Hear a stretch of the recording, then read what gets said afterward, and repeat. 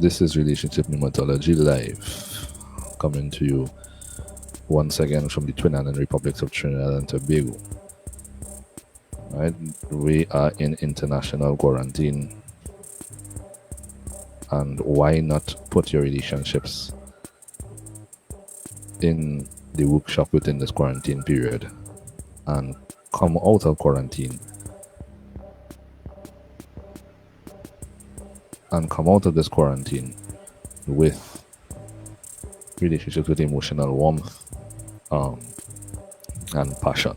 Right, within this quarantine period internationally, we're all at home, and many of us are actually at home with family, friends, spouses,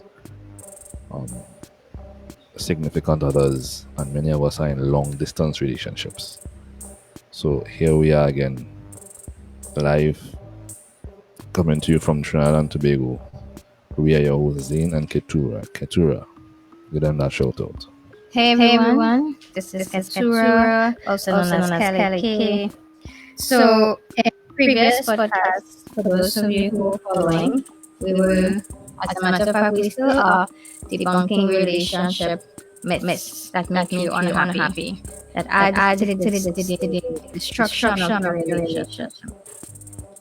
So, in our podcast today, we are going to be covering a topic that probably some of us are familiar with, that both partners should be willing to change for a successful relationship. In our previous sessions, we covered topics like great relationships are effortless because true love is enough, jealousy is a sure sign of love, getting married or having a baby will strengthen your relationship, and there's one person for everyone. So Zane, back to you. Alright, so what's today's topic again? Both partners should be willing to change for a successful relationship. Both partners should be willing to change for a successful relationship.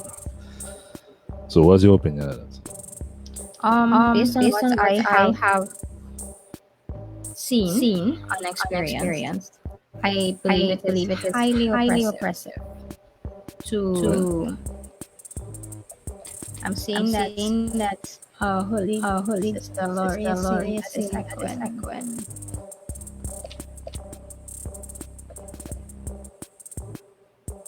Let me see. Alright, so we seem to be actually experiencing a little echo going on here. Right,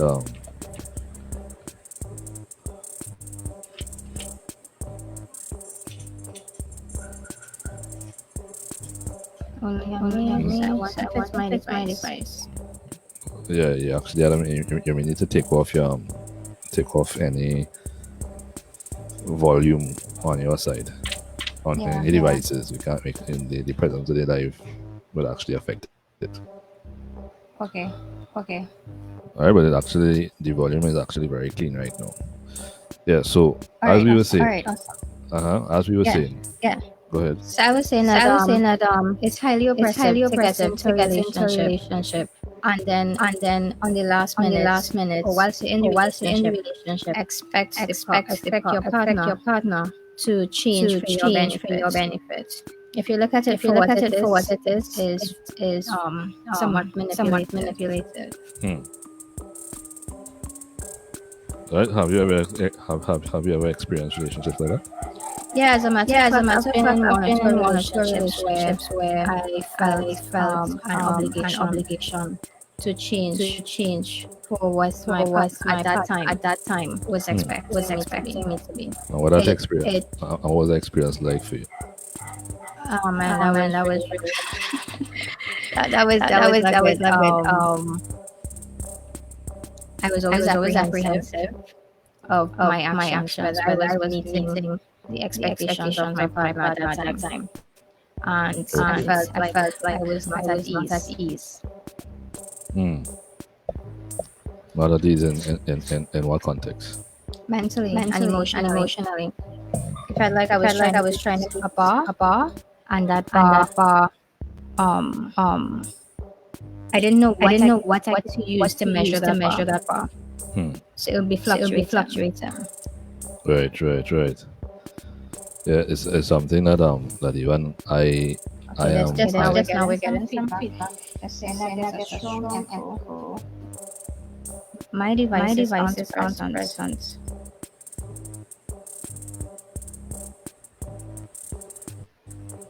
that may be as a result of the shared screen here.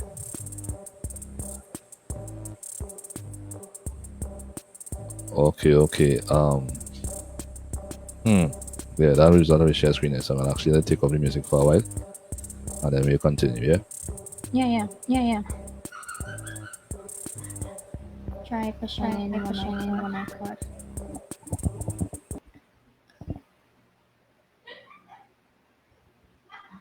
Alright. Nice. So you go ahead and speak then, okay. All right, so just testing to see if all the audio is fine. Yeah. So Nice. is everybody hearing that clearly? Is that clear for everybody? I just want to make sure. Kelly, go ahead and talk. All right, this is a test again, just making sure that all the audio is coming through good. All right, so it's good now. Okay, so we just need to take off the music there for a while. So go ahead. So as you were saying that Mm-hmm. the experience was what? No, from okay. I'm not too sure if you guys heard what I said with all the audio. Okay, now we're getting feedback that everything is running fine. Yeah. Right. So based on my experience, and I have been in relationships already where I felt like I had to meet a bar, and I wasn't too sure what that bar was. It was very subjective, and as a result, there was always this feeling of uncertainty, like Mm-hmm. whether or not what I was doing was sufficient enough for the other person. Right. And as a result, I mean, I was feeling overwhelmed. There, mentally, I did not feel like I was at peace emotionally, and eventually, it started to feel like it was a tick in the relationship. And that's this is me just referencing my past experience. Right. Well, for me in particular, I also experienced relationships like that. I haven't actually given my story with regards to relationship history, but I've actually experienced relationships where, especially within the early, especially within my early 20s, yeah, late teens, early 20s, you come into relationships, and you find yourself in a relationship, and unfortunately or unfortunately for me, well, I've actually had a few relationships, Right. and one of the earliest of the relationships is where I actually found myself in a relationship with someone who was given was demanding change, right? Actually, approaching the relationship as though what they think and feel, Right. and what their opinions and their perspectives are, is what I am supposed to be, right? And that actually put me in a position where, well, for anybody that actually find themselves in that position, the idea that you actually have to change to meet the to change to keep the relationship, to have a successful relationship, ends up in one of two extremes, right? Sometimes you can be not too far on the extreme, but you're still on the spectrum. And one of two in particular would be one, on either on one side, you are either on one side in particular, you step into the more assertive side, where you become arrogant and you become self-righteous, right? And you find that in particular amongst a lot of religious people, right? Those who are actually religiously inclined, they use their religiosity as a reference point and hold the other party responsible to their religious convictions, Right. right? So that you, on one side, if you're actually the person that is demanding that change, you actually hold the person responsible to your own opinions and your own convictions. And unfortunately for me, the person that I was with, their convictions weren't actually lining up to my convictions. So This is specific to religious convictions here. or generally speaking? Not really the religious contradiction, but generally speaking, but it's actually found very, very prominent within the religious arena, Okay.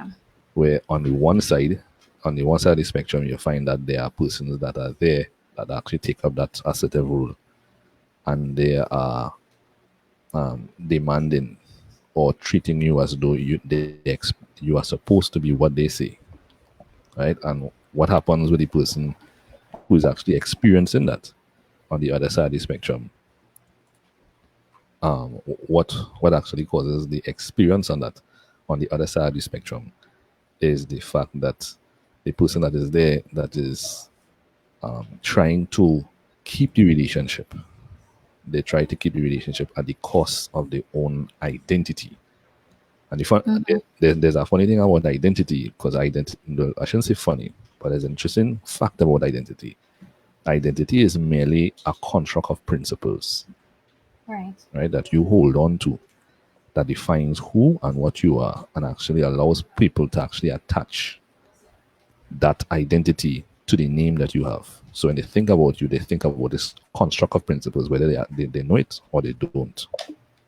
And Right. when you find yourself in a relationship where you're actually trying to conform to keep the relationship, a lot of the times the things that the reason why you change, or the mere fact that you're speaking about change, means that you are going to compromise what you consider to be right, or it is compromising your personal convictions, compromising your principles.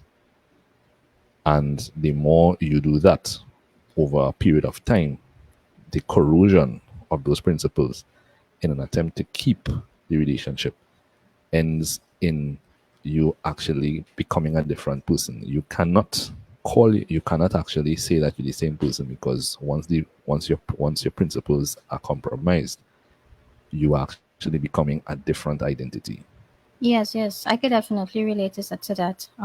In particular, one of the relationships that I had been in before, I remember literally feeling like my my identity, as you're saying, my person, me, I was being stripped apart in a very little way of who I am, what I wanted to become, Right. all for the sake of what I thought was peace, what I thought was necessary to make sure that there are no fights and that things may run smoothly.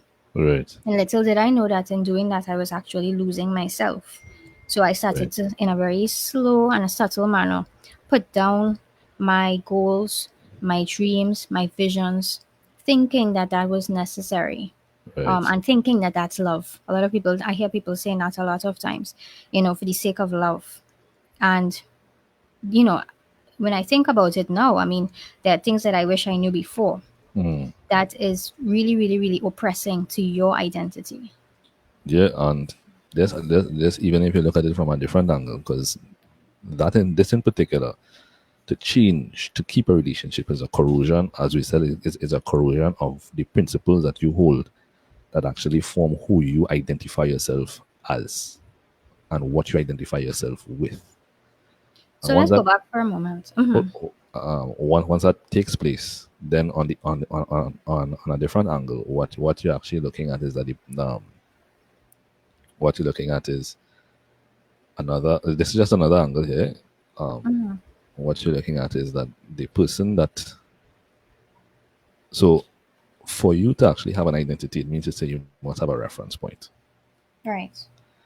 a reference point that you use to assess things and to understand everything that you're experiencing.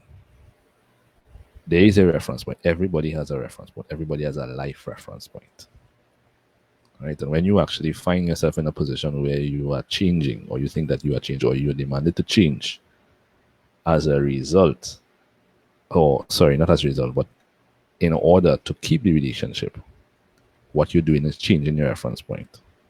And the reference point for who you are becomes the person that you're with.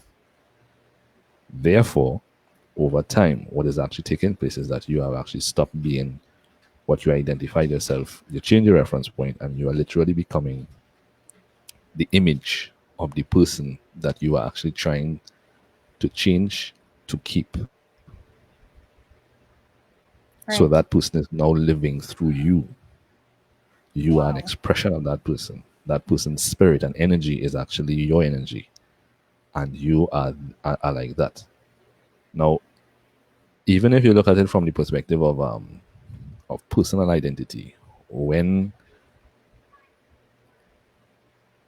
one of the biggest factors that you're looking at there is that the person that has to conform is actually forced to no longer live from their heart. Yeah. Yeah, they find themselves where in a position where they actually given the changes seem like something that they have to conform to, seem like rules, and they're unable to live from their heart. So one or two things gonna happen there. Either the person over time blows up because their heart they actually cause them to walk on contrary to their convictions, which is walking contrary to their heart in an attempt to keep the relationship. And once they begin doing that, then one or two things going to happen because pneumatologically, your spirit is actually ever generating that heart that those feelings are actually going to build up. Where one day you are actually going to get to the point where you may very well explode, or that sends that person into a manic depression because the person is actually oppressed. Right. And when that starts, and for the person that's actually making the demand in the relationship, one or two things going to happen. You know? So on one side, the person is actually depressed, or they might just blow up one day. Or on the other side, the person is actually making the demand. What they're actually causing you, what they're actually telling you to do, is they're actually manipulating your energy to become obedient to what they say and what they want. And basically, what they're doing is actually taking emotional, where they're actually taking they how do you put that? They're actually taking lordship in the relationship. So one person is actually assuming the role of the servant, while the next one assumes the role of the master. And the funny thing about energy is that energy always expands. Your spirit is always growing. That's like you put a seed in the ground and it actually becomes a tree because it is ever expanding. It is growing. In the same way, when that person actually makes that demand that you serve, and many times people actually find themselves in a relationship where they are given the person that is actually making the demand is not giving them given is not actually reciprocating anything. And so the person that is actually going through the identity crisis by trying to conform, trying to hold on to something, to actually feel like they are something, they're actually looking towards that person for validation. And the validator is the one that's actually not giving any spirit. They're not reciprocating anything. And they demand obedience. And when the person that actually begins to fight back according to their heart, the things that they may be changing to, even that actually always goes into abuse, because it starts with that as actually mental abuse, mental oppression. Then it will go into emotional abuse. Then it will very well go into physical abuse, sexual abuse, and so on and so on and so on. Right. So I have a question where that is concerned.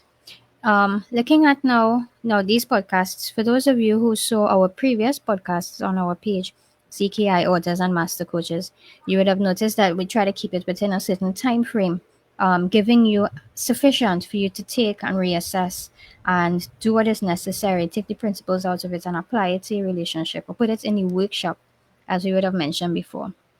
So, for the sake of time here, I'm going to ask you questions relating to the other podcasts that we did. So we identify that a relationship is based on a connection, which is formed by agreement, right? Mutual agreement. Let us say, for example, because there are persons who are not aware of how of the mechanics behind entering a relationship. Let's say for some reason, someone is already in a relationship where they did not express their expectations prior to the connection, the forming of the connection, and they are feeling what you and I would have experienced in our past relationships, that where they feel like they're losing their identity and themselves in the connection because they are trying to hold on to it, which is Correct. this whole relationship myth here that we are debunking. How would you propose that they go about it, that they deal with the situation based on everything that you just shared? Well, the first thing that, that anybody would actually have to have, anybody would have to do is to assess themselves and where they stand first. And as we covered within the previous episodes, within the Western world, here within the Western world, people actually get into relationships without actual relationships. We understand a relationship is a connection that is functionalized by the expression by expressed expectations that are agreed upon. Here in the Western world, we get into relationships. This, you see, we come back to the same point all the time in all of this in all of these sessions. In the Western world, we don't actually form relationships. We form emotional attachments. In the absence of expressed expectations, all you're doing is actually becoming emotionally attached to the person that you see that you're in a relationship with. And Right, I'm following. in the previous sessions, we even showed you where what we call a relationship all actually falls under the definition of attachment in the dictionary and obsession. So the first thing to do is to actually stop and identify what you're doing. Because Okay. if there are no expressed expectations, then there is no agreement. Therefore, whatever you think you have there is not a relationship.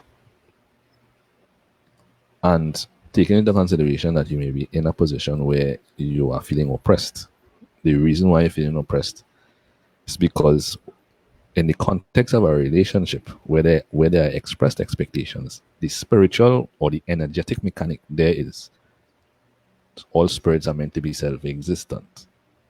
Therefore, a relationship is only feasible where both self-existent entities, in this case, both parties of the relationship, the man and the woman in this case, they are they form a connection and they functionalize the connection by expressing the expectations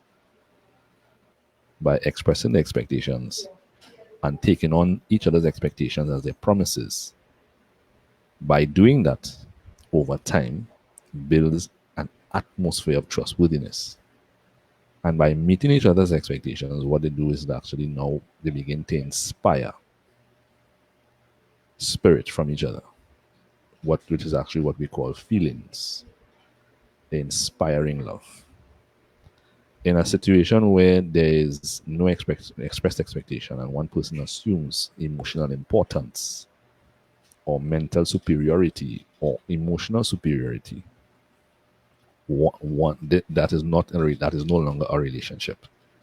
It is it is a master slave atmosphere. Right. Somebody is actually manipulating somebody to get spirit from them, whilst the manipulator is not giving spirit. So the manipulator usually has there's no inspiration, it is actually manipulation. Instead of inspiring it by mutual agreement to the each other's expressed expectations and keeping and taking each other's expectations as their promises over time to build that atmosphere of trustworthiness.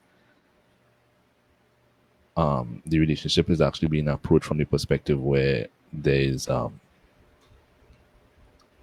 one person assumes emotional authority, mental authority, and the other person makes that person the reference point for their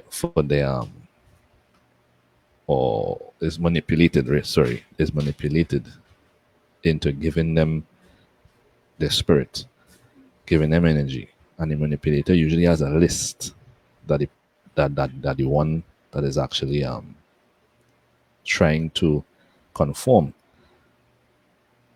for the person that is actually trying to conform, the manipulator always has a list of conditions that you have to meet to get spirit, but he never gives spirit. So Right. in that case, what I'm simply saying is, if you want to actually pull yourself out of that, then you need to actually reassess your position. Stop. And I'm not saying break relationships because usually in situations like that, the best thing to do if you're actually dealing with someone who is not open to reason and open to actually having a relationship, I would recommend that you reassess your position in the relationship and realize and reassess the validity of the relationship or your reasons to be in the relationship, or rather your emotional attachment. But So you're saying, I'm not actually, well, I'm not saying to actually break the relationship.